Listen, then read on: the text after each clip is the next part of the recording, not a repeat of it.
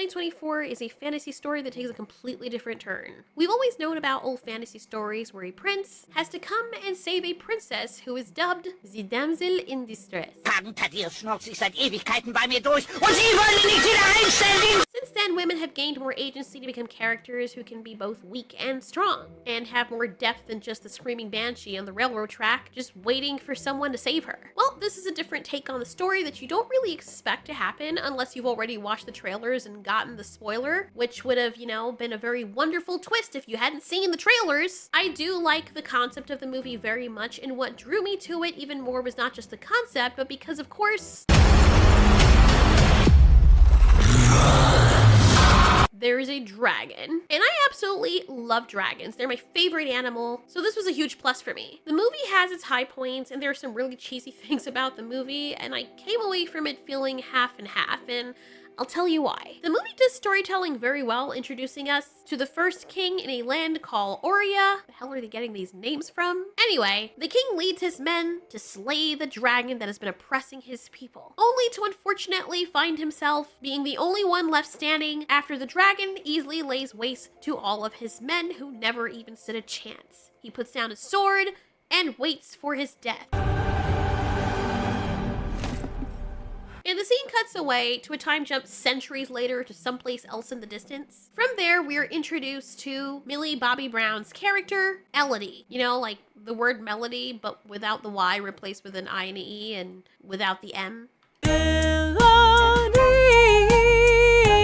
Oh God, will you shut the fuck up? How divine. I do like that they throw us right into the story without giving us a lot of useless exposition and dragging it on. So basically, Ellie's people are cold and starving. It's super frigid here, and they're in a bare land. And I always wondered, why didn't they just pick up and move somewhere else instead of just staying there and scraping by? But anyway, Elodie and her sister Floria are very close. After returning home, they find their father and stepmother entertaining a guest from the royal castle. The guest proposes that Elodie marry the queen's son, Prince Henry. Answering affirmatively to the proposal, their father and stepmother set sail for the royal land to present their daughter Elodie to the prince. This is how you want your prince to meet you.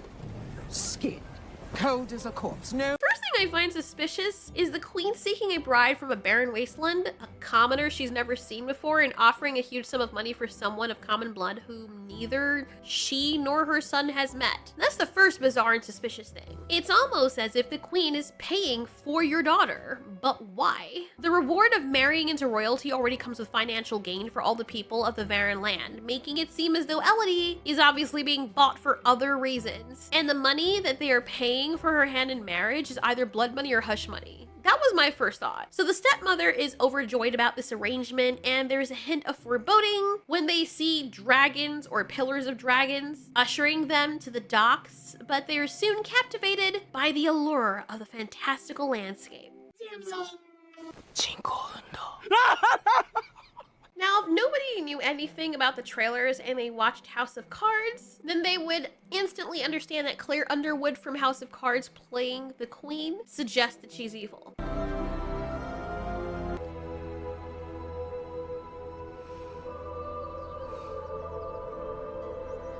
Anyway, the queen plays nice for now. Elodie meets the queen and mentions that she values honesty, which is a commendable trait. Prince Henry and Ellie get to know each other. And I don't really understand the passage of time, but it feels as though she's been there for a while, because Elodie and Prince Henry seem to be getting along quite well, starting to hold hands and then kissing. It would have been nice to have some indication of time passing to justify the sudden level of affection that they're showing each other. I mean, then again, I say that, but I think in the ancient days, people just got right to it. There's no concept of like dating as we know it now. If you're giving someone's hand in marriage and you like each other, you just start sucking away at the jaws, I guess? This is a bottle of the erectile dysfunction medication Viagra.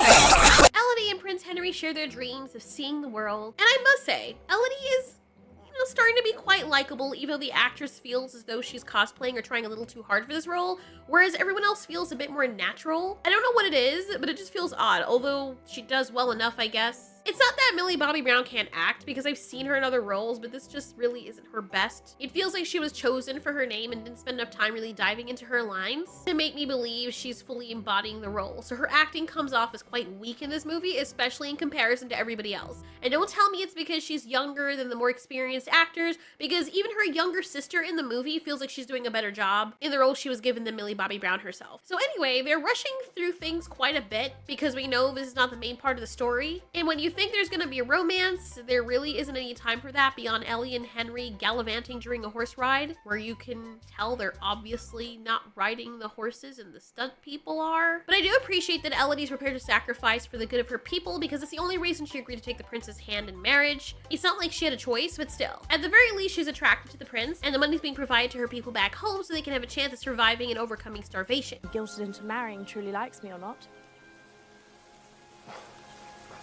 If my attitude offends you, I do apologize. It was not my intent.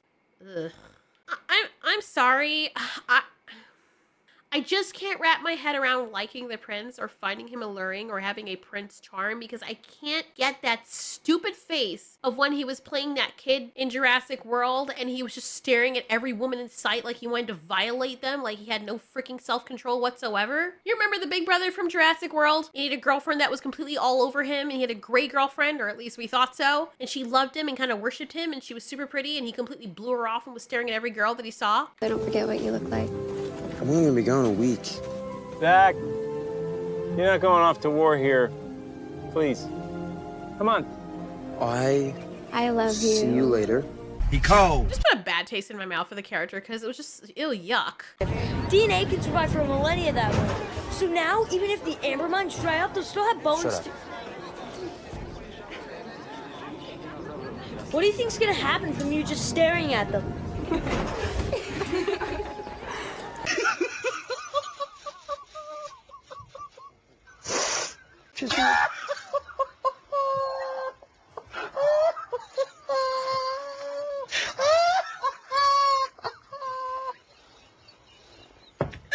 You know what, like, people who think they're super good looking but they're not, and they act as if they are? So now that he's older and he's cast as a prince who's not really that great looking either, maybe it's just a good thing, but I can't get that image of him out of my mind with his mouth freaking hanging open and his eyes looking all dead in wonder like he wants to eat the women's skin off their body. Sorry, but it's just disgusting.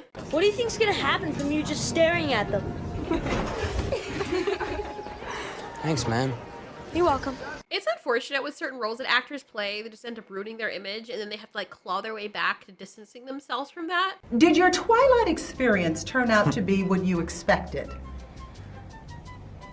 Oh, when I read it, it seemed like it was a book that wasn't supposed to be published. It was so long. Yeah, it is, yeah. Yeah, and we were shooting forever. If Edward was not a fictional character, you just met him in reality, you know, he's one of those guys who'd be like an axe murderer.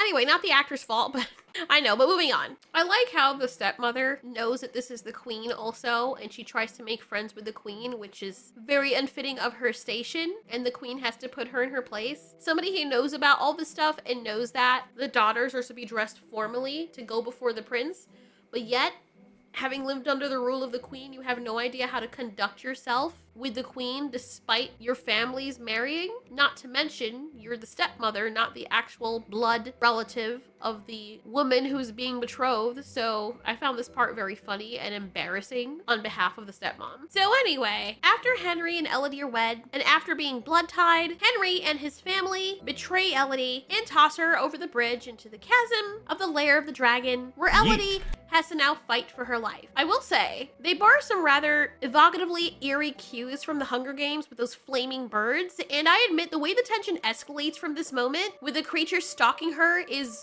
quite unsettling. My favorite part.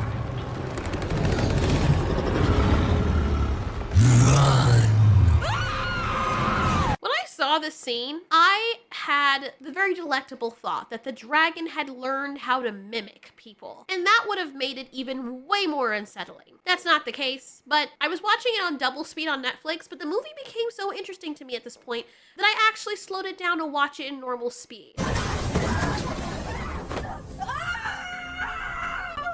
Did I hurt you? Quiet now. A clever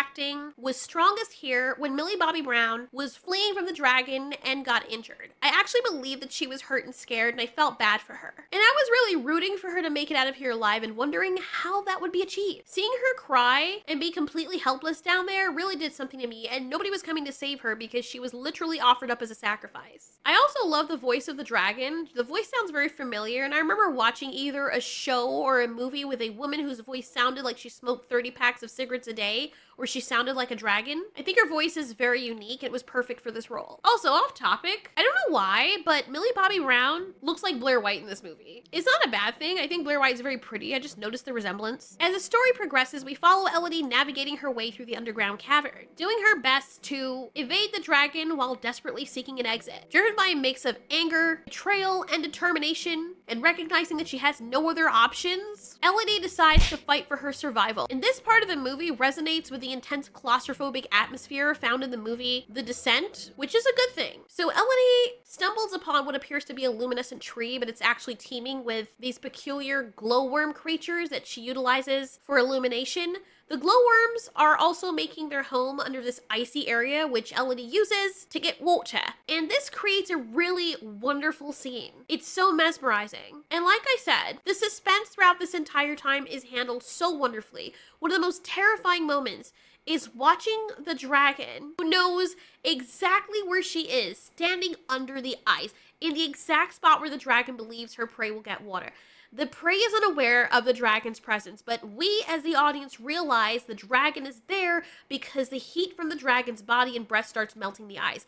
As Elodie realizes that more water is falling into her mouth, she not only feels the warm glow from the dragon's presence about to erupt fire from its mouth, but also she sees the shadow and the glow from the dragon's neck as the dragon is preparing to blow fire on her. And previous to this, she didn't even know what was about to happen.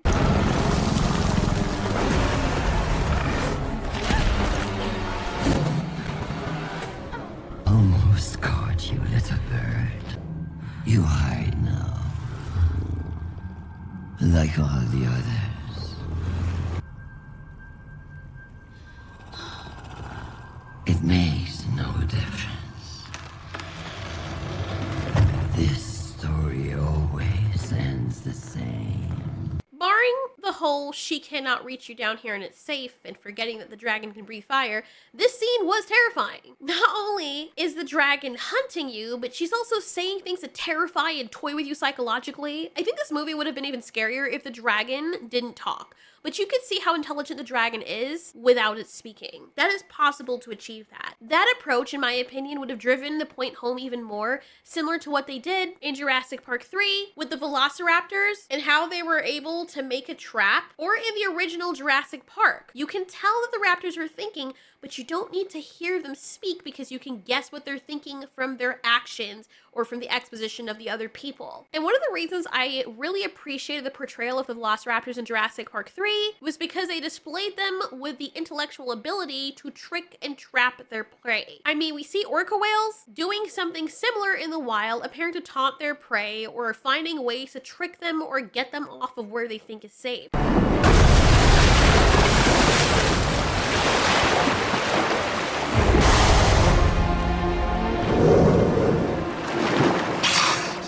With the ice floe having broken in two, the seals have become more vulnerable. You know how terrifying that must be for the seals to be just chilling there, like literally chilling because you're on ice. I know. Sorry. And then the things that are hunting you, you see them like dip their heads out of the water to watch you. Like this is literally a depiction of sea dogs being hunted by sea wolves. Anyway, back to Damsel. It's still a very interesting concept to have a dragon toy with its prey and be able to do so psychologically. And by this time, we already know the dragon has clear motivation. It's enjoying this. And while Ellie is in the supposed safe zone, she finds out that she's not the first person down here, and there have been hundreds upon hundreds of girls. And remember, this has been going on for centuries. We also discover that the glowworms have a healing effect because, of course, they do. And I'm wondering if they took some of that from the movie Host.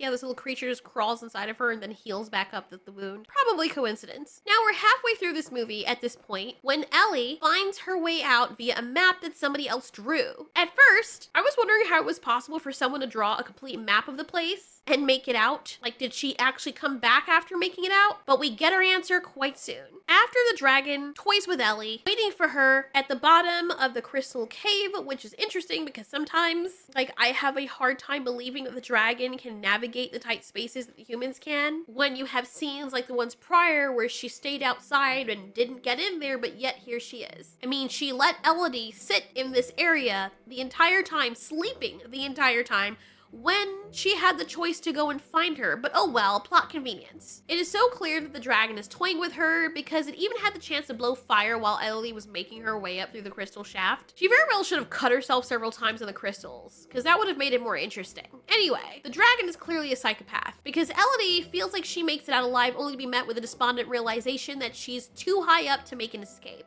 She'll either have to leap to her death or go back to the cave and risk getting eaten by the dragon. And as she's crying, Princess, literally locked in a tower now, she sees people in the distance calling out to her as if they've come to rescue her.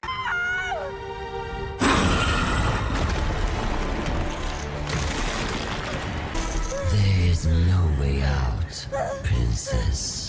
This part was done so well because I got scared out of my seat because I did not see that coming. And honestly, like I said, every time I see the dragon attack, or as this movie progresses, the more I believe it would have been more impactful, the fear factor, if the dragon couldn't speak. Not for any of you. Play must be given. And then we see the scene right after that where the dragon gets distracted after saying that 3 were taken and 3 must be given. And by this point, you know that the dragon had kids or there were other dragons and the humans killed him.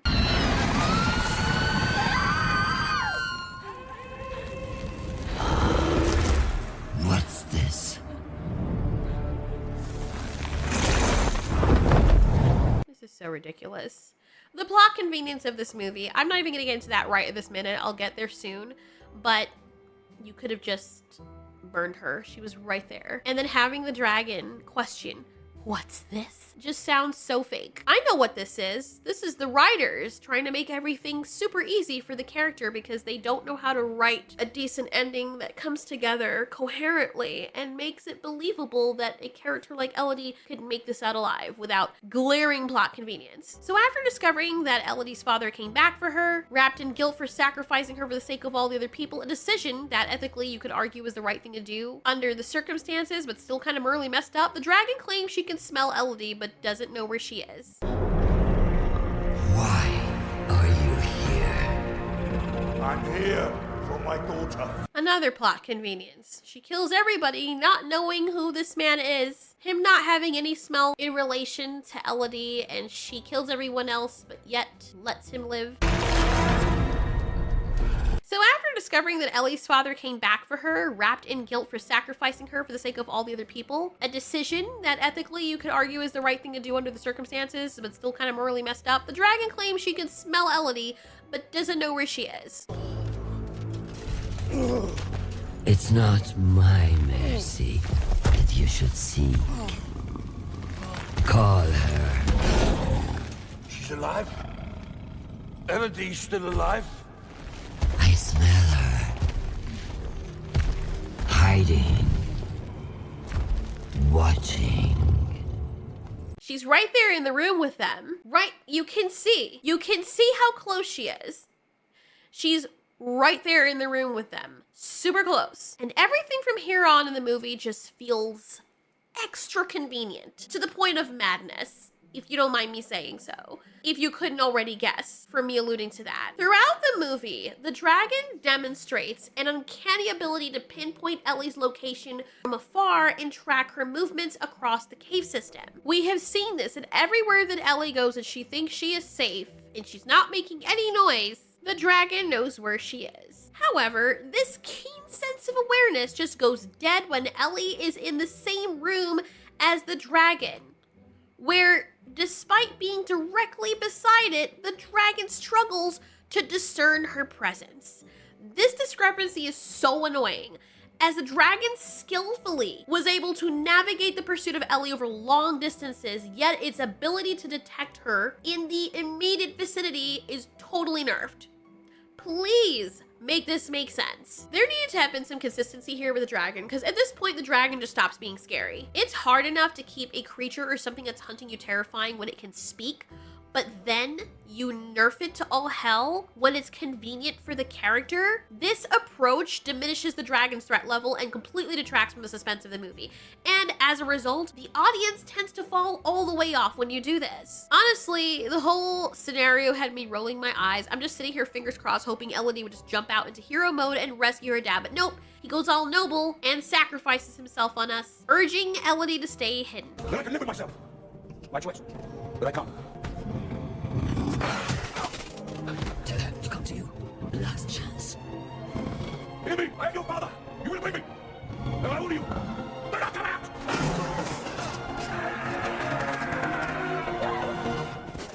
Okay, just so you could get the general aspect of that scene.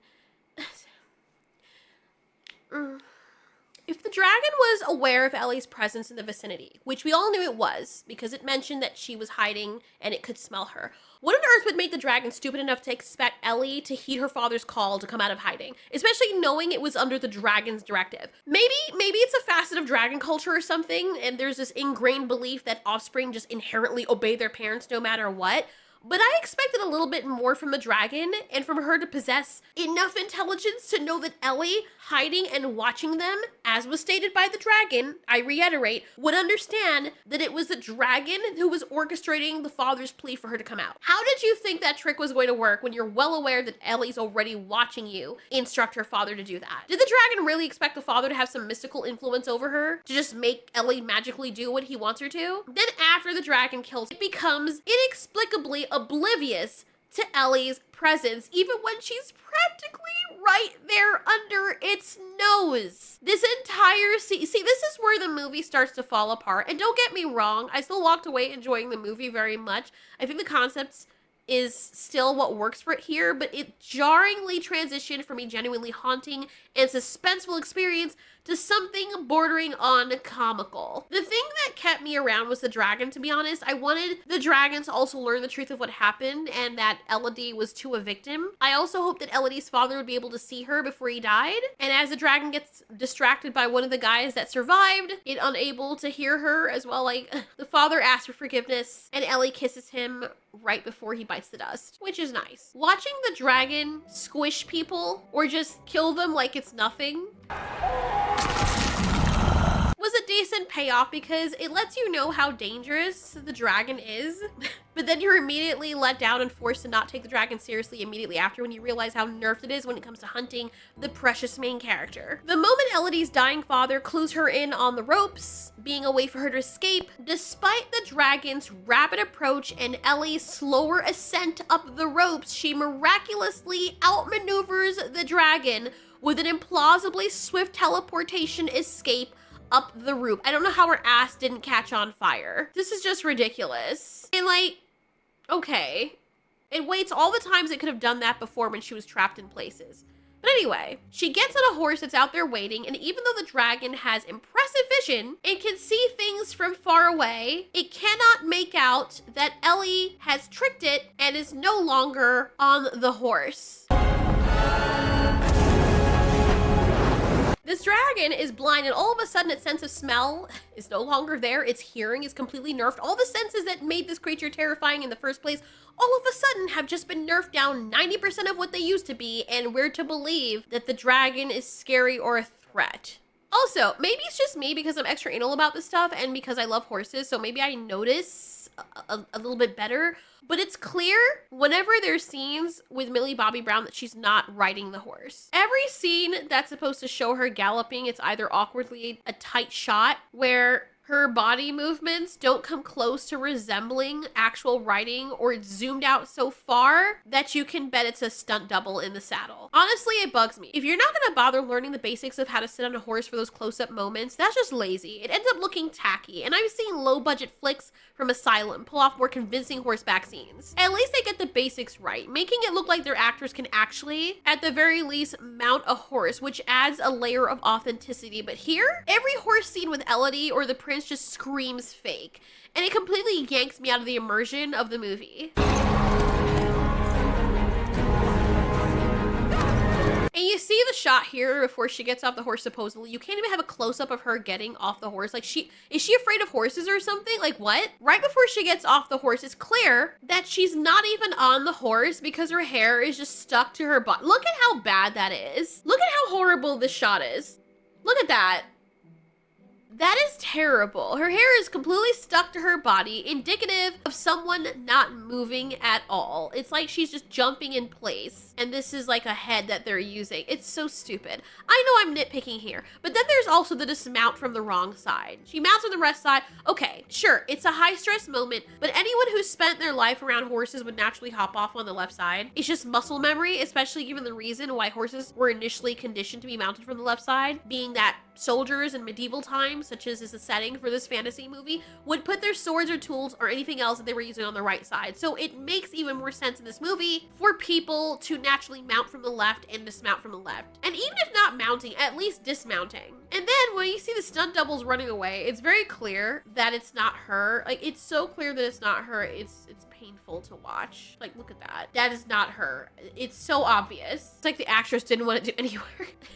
Then, despite being in close proximity, the dragon fails to recognize that Elodie is no longer on the horse, which is peculiar, given its demonstrated sharp vision, right? This same creature was able to spot Elodie climbing up a rope from a significant distance away, something that I would have missed if I blinked. What makes it even more funny is when you think about it, is that they made a point to design the dragon with horizontally elongated pupils, which is something that goats and deer and other grazing land animals possess, that are accustomed to running over all different types of terrain or across landscapes as prey animals. Scientists now think whether an animal is predator or prey may drive the evolution of its pupil. Prey species, such as goats and horses, have horizontal pupils, while predators that ambush their victims have vertical slits. Having eyes on the sides of their heads and horizontal pupils give prey animals a panoramic view, well suited to spotting predators. The horizontal pupil enables this wide view because it allows more light to enter the eye from in front and behind. So what's truly baffling and frankly annoying is that the whole point,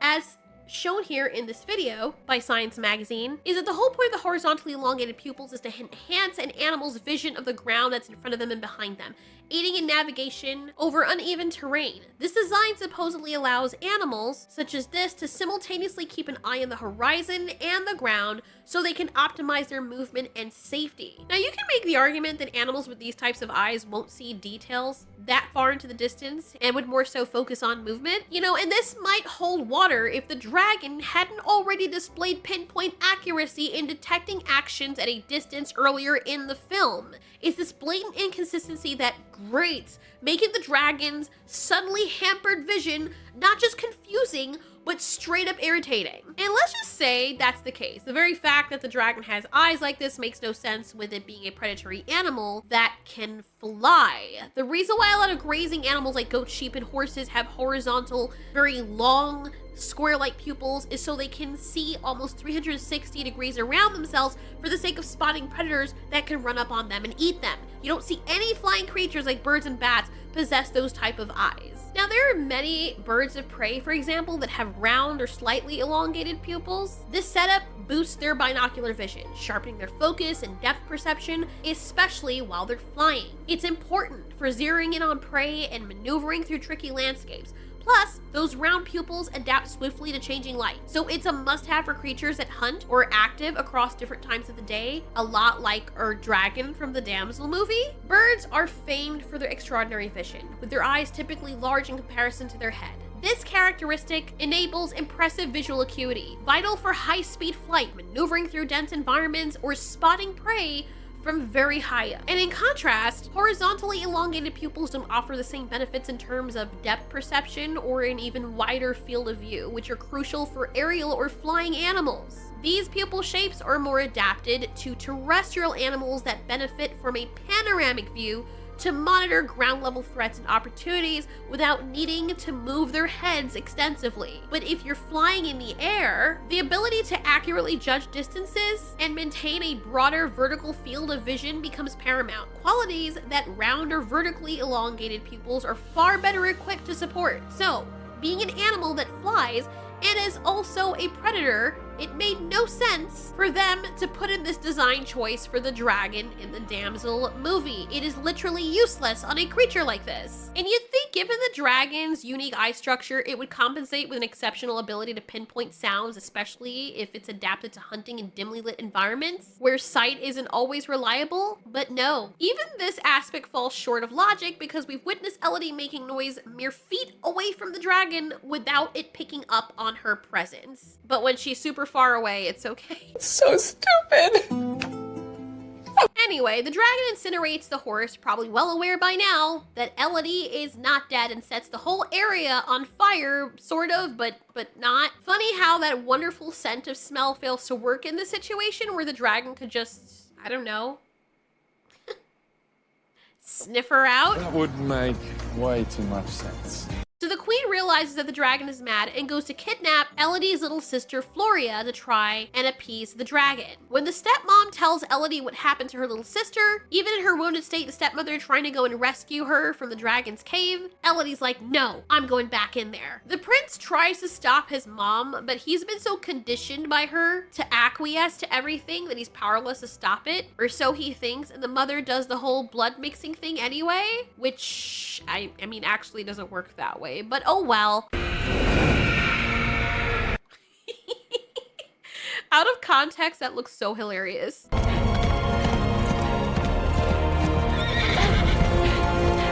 Jesus Christ, the scenes.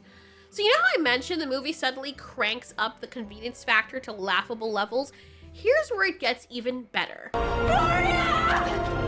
Elodie, who's never been hinted at having the brains of a master engineer, decides that she's off to save her sister. Fair enough, but meanwhile, there's this ticking clock vibe because, hello, dragon might eat your sister and might have already done so, but no rush, right? Elodie finds all the time in the world to cobble together this elaborate contraption designed to keep the dragon busy. This thing's basically a ticking time bomb of distraction set to self-destruct when the hourglass runs out.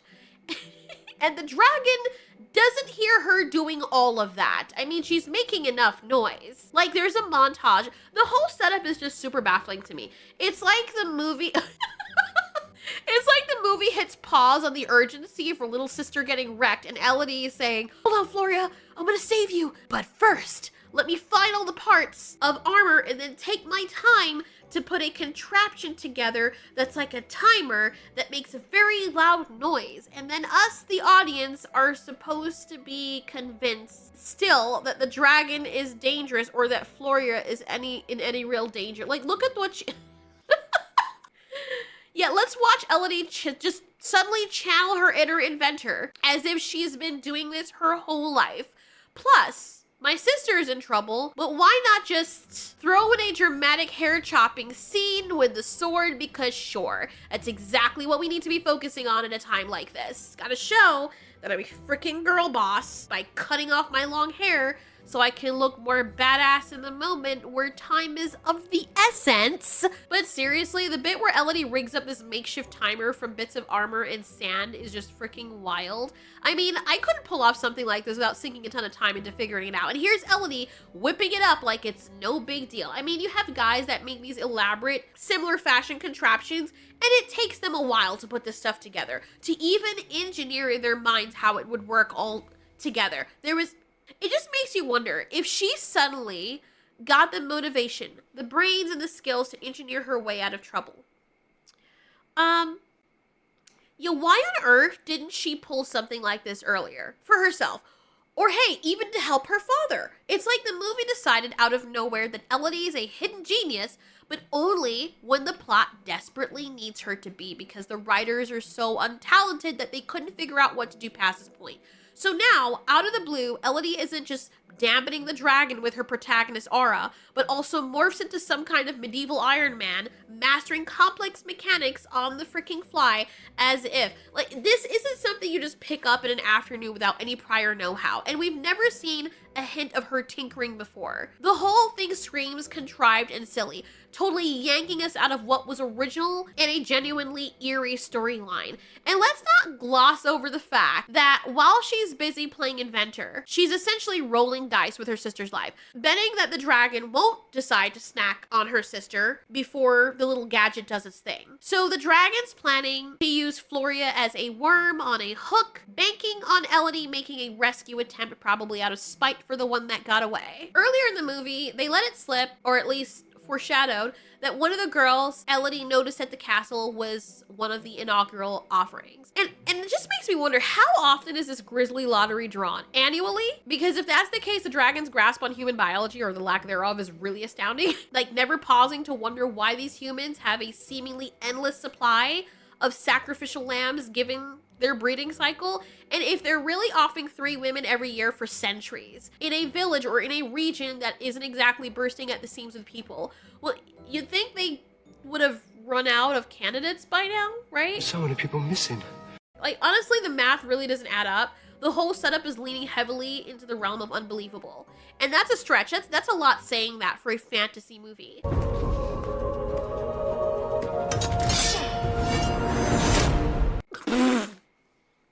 What the fuck was that? Bro. It's so hilarious that Elodie, who we've never once seen swing a sword, or even get a hint that she knows what she's doing with one, suddenly turns into a master swordsman. Like, where did that come from? It's this kind of nonsense that gets under my skin, because you can have a strong character without making it look like they've been hit with the magic expertise wand. No training montage or anything. She just morphs into this instant warrior, pulling off these moves that she has no business knowing, like expertly sheathing her sword like she's freaking Deadpool. It's just plot convenience, and it does her dirty. It makes it seem like she's just been handed abilities on a silver platter, skills that she hasn't worked a day for. It's so unearned.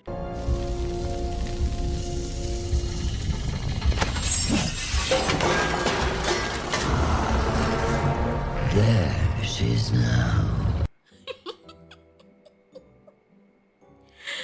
Oh, let's see that again. That's just too hilarious. Look at the elaborate setup of this thing. Just look at it.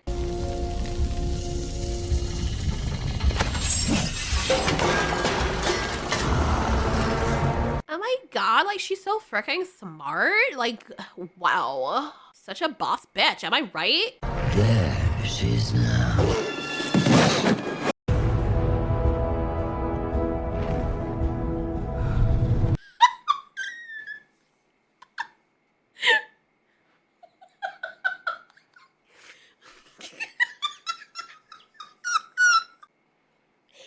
Oh my god!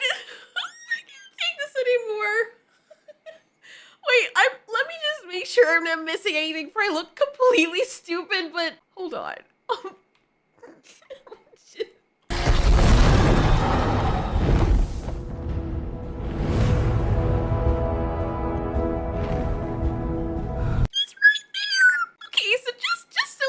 No, I'm not being crazy. Remember the earlier scene when she was in the area when her father was being threatened? Let's go back to that, shall we? Elodie's still alive? I smell her.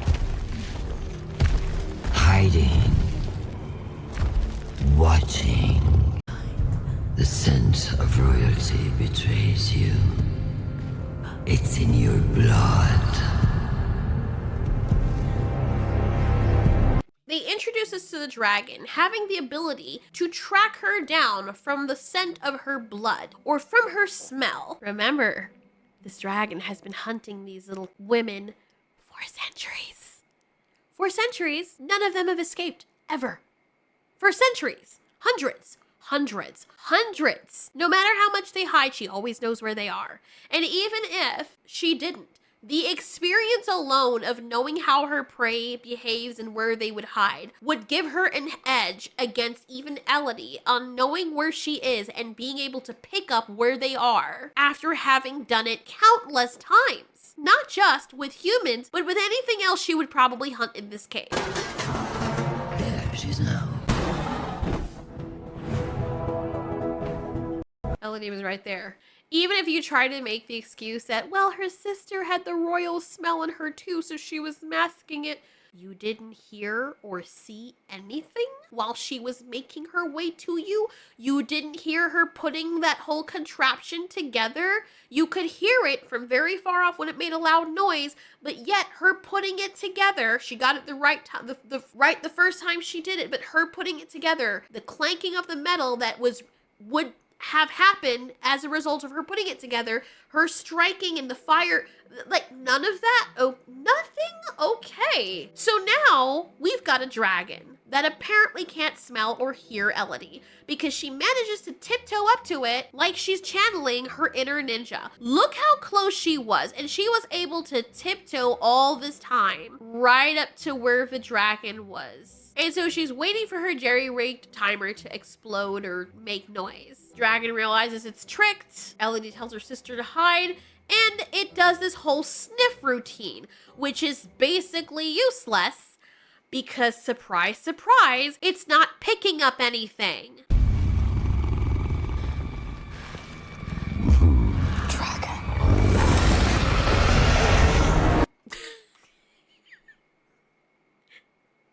It's like Elodie is a character from Solo Leveling with maxed out agility and stealth stats. And don't get me started on the whole dragon eye design thing again, because given that this dragon, let's just say, okay, it can't hear, it can't smell, it's just lost that ability. Giving the dragon horizontally elongated pupils, which should grant it almost 360-degree field of vision, and then having Elodie sneak up on it. How does that work? If it's supposed to see almost all around with that type of eye feature, how is she getting anywhere near it without being spotted? Plus, we're in its lair, right?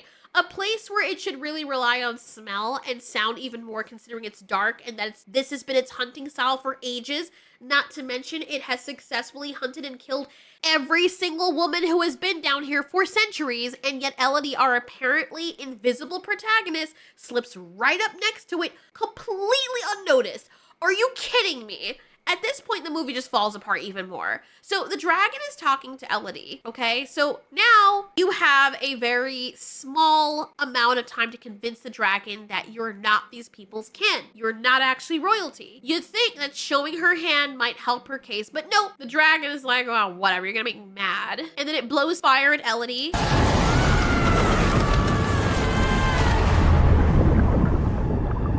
And somehow, thanks to the magic of Millie Bobby Brown needing to stay photogenic, the only burn that she sustains from that very close encounter with liquid fire is a little burn on the breast, and her face is completely unscathed. Wow, this is so bad, it's almost good. This movie is so crazy, I swear. I mean, they had a good thing going and they just jumped the shark or jumped the dragon in the last half. And then there's Elodie somehow landing blows on the dragon left and right without any sort of background in sword fighting.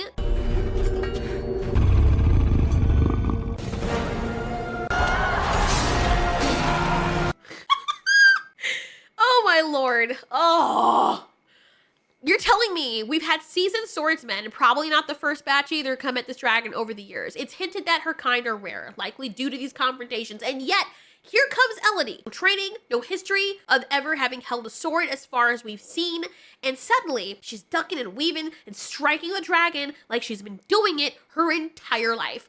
All these warriors, skilled with their blades, having trained and mastered it for years, couldn't make a dent in this dragon. But Elodie, with zero experience, is out here like some kind of prodigy landing hits. How in the sticky wet organ sack is she accomplishing this? The dragon, also having hunted her and wanting to kill her all this time, decides now that she's going to not only be nerfed with all her senses, but she's going to take every opportunity when she does have Elodie dead to rights to give her a speech and allow this little vile creature who she regarded as prey to just get the drop on her at every turn. I can't. It's like Elodie's some kind of wraith or something that this dragon can no longer detect. It's ridiculous. They've turned the dragon into a pushover just to prop up the main character, and honestly, it's so frustrating to watch. It's like they've handicapped the dragon on purpose, which honestly brings this movie to a screeching halt in terms of believability and sincerity. Look at Solo Leveling, for example, especially the snake boss scene. In that anime, the creatures never feel dumbed down for the sake of making the protagonist shine.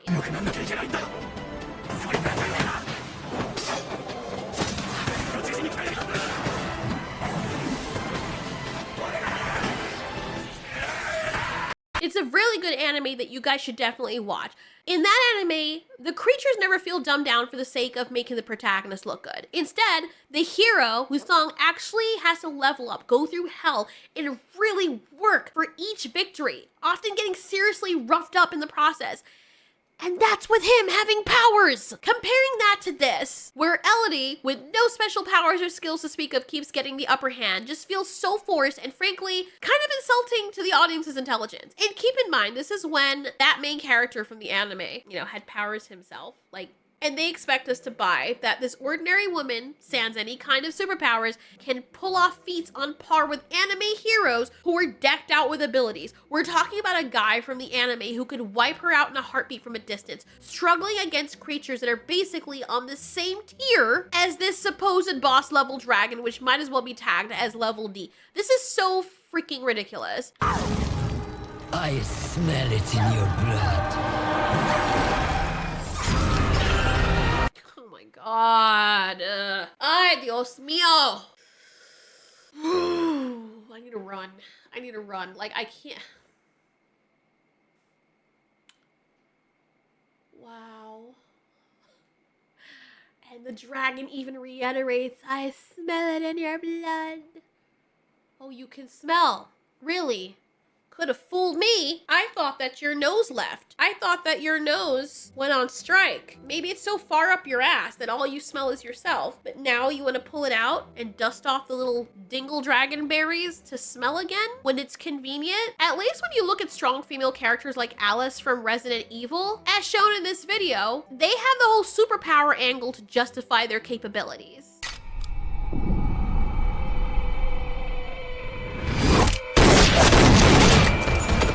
See, Alice, I love her. She's one of my favorite characters. They're armed with something extra that levels a playing field. They might have extensive training for many years in martial arts or some other fighting style. But here, we're supposed to just nod along and accept that Elodie can miraculously do it all. No explanation needed. And honestly, at this point, I'm rooting for the dragon to kill her because she's so annoying.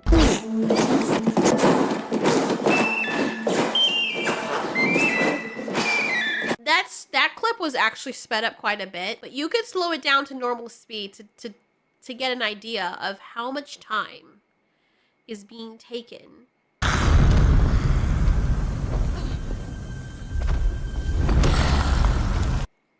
To kill this bitch. Like, dragon, you were just about to kill her and now you're limping behind her for what reason? Spew fire. There's no good reason for the dragon to pause just to see what Elodie's next move is, especially long enough for her to concoct some plan where the dragon ends up injuring itself with its own freaking fire blast.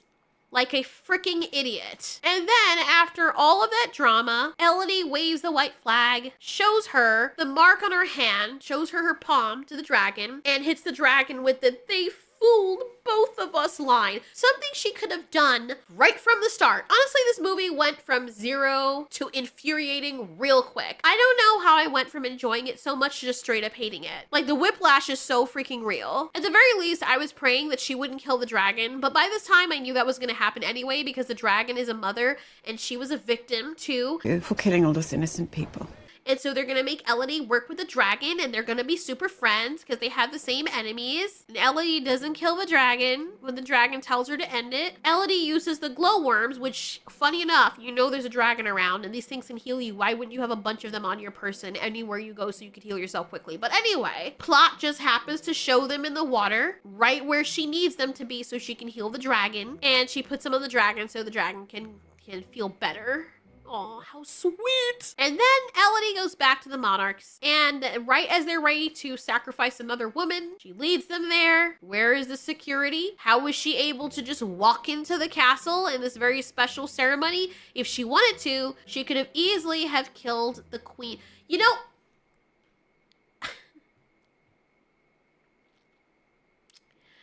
I just now realized that the king is right here. At no point did the king ever feel like a presence in this movie, which was very odd. I went by, it's only just now I'm doing this review in the middle of actually presenting this that I noticed, because I just happened to pause this area, that the king is alive. The king just happens to... Where was the king's presence throughout all of this? Is he the queen's bitch and he's just, because he's a dude, he's just in the shadows doing nothing? So we were to believe there was a king this entire time, but he's just some pet that was off screen for the majority of the time or basically invisible? Wow. And so the king and queen are here, like I said. The entire line of royalty has congregated here with all their subjects. And there are no security guards out there. Did the dragon kill them? It would have been nice to know that. Otherwise, it seems as though their security is highly lacking. Elodie tells people one last chance to run away. So Elodie reveals that she has led the dragon here. And I guess the dragon was overhearing this conversation about the evil queen admitting all of her crimes. Look at the king like a freaking idiot just standing there doing nothing. Him and his son. And then the dragon is just like, what's up, bitches? Something could have done a while back. And they're just all looking in constant fear. And like some people are trying to go out right now. And the queen and the king are just standing there and no one's moving because what? Oh my god. This is, the dragon's like super mad. I can't even. I feel like I'm losing brain cells here. The dragon burns them all, because of course it does. Something I figured it would have done from the beginning when Elodie got away. Oh yeah, and as the castle's burning, gotta walk away in slow motion as shit's burning behind you, because that's cool. You know, like, ooh, you got the dragon as a friend now. It's a penis. And then Elodie's acting as though her father isn't dead, and the character just feels so fake in this moment, and I went from really liking her to straight up disliking her, just like the movie. The only character that I end up liking is the sister, the little sister, and the stepmom, because the protagonist just turned into something beyond belief. Then she's all about rebuilding everything for her people, and we end with the scene of the dragon flying next to her ship, exchanging some... Yes, we got this glances, and the dragon doing its majestic roar thing, you know, and it's left hanging whether the dragon's joining her back home to help out or they just happen to be traveling the same way. Honestly, what a way to fumble a solid concept. They could have kept all of this and still maintained the cool concept if they just kept Elodie a bit more down to earth and relatable. Making her this unstoppable force for the sake of plot convenience turned the whole thing into a freaking joke. And the ending was a letdown, and I couldn't even enjoy the villains getting their comeuppance because it felt too staged, too easy, and really unearned. This is how you tank your movie. As much as it pains me, I'll at least throw some props to the creators for the first half of the film, but it's like we watched two different movies spliced together. The first part is coherent. It's a sober vibe, haunting, and brilliantly put together. Then, as if on a cocaine-fueled hiatus, the people return to finish the film with all the restraint of a Wolf of Wall Street bender, completely losing the plot. Maintaining the tone and consistency of your movie is so important, especially in fantasy. I could have given it a pass for bending reality if it was all grounded in magic from the get-go, but no, they started with something that felt real and terrifying only to turn it into a complete farce. The dragon stopped being scary. They just did so many things wrong. They had a good grasp on something and then they just let it go and let it fall into a toilet filled with horseshit. That's my raw take on Damsel, and damn, am I disappointed. Oh, finally. Starting to grow mushrooms out my ass.